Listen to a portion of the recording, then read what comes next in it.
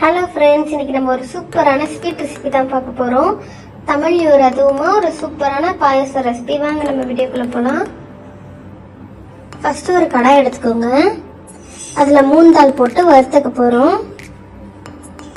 நல்லா இந்த பருப்பு வறுத்துக்கோங்க.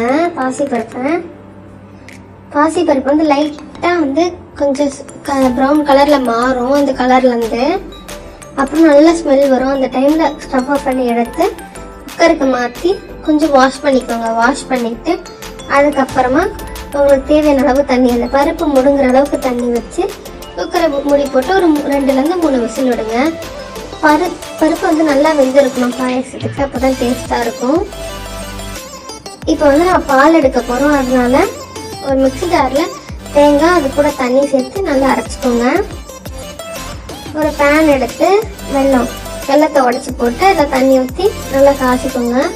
வெள்ளம் வந்து கரைஞ்சா போதும். ஃபுல்லாக இந்த பாகு பதம்லாம் வர தேவையில்லை. வெள்ளத்தை ஏன் காசுறோன்னு பார்த்தீங்கன்னா அப்போ தான் எல்லாருக்கும் கல் மண் அதெல்லாம் இதுவாகும். அதனால தான் வடிகட்டும் போது எல்லாம் வந்துடும். இல்லைன்னா சாப்பிடும் போது கல் ஏதாவது கடிப்பட்டால் நல்லா இருக்காது. அதுக்காக தான். இப்போ பாருங்க, பருப்பு சூப்பராக வந்துருச்சு. இப்போ இந்த பருப்பு அப்படியே அந்த கரண்டி வச்சு நல்லா கலரி கொஞ்சம் மசிச்சு விட்டுக்கோங்க. இப்போ இதான் நம்ம வெள்ளத்தை காய்ச்சி வச்சுக்கலாம். அந்த வெள்ளம் ஊற்றிக்கோங்க. நல்லா ஊற்றி கலந்து விடுங்க. கலந்து விட்டுட்டீங்கன்னா இப்போ இது கூட ஏலக்காய் சேர்த்துக்கோங்க. ஏலக்காவை தட்டி சேர்த்துக்கோங்க. உங்க கூட பொடி இருந்தாலும் சேர்த்துக்கோங்க. ஏலக்காய் பொடி இருந்தாலும் நல்லா மிக்ஸ் பண்ணிட்டே இருக்கும். இந்த ஸ்டேஜில் தேங்காய் பால் சேர்த்துக்கோங்க.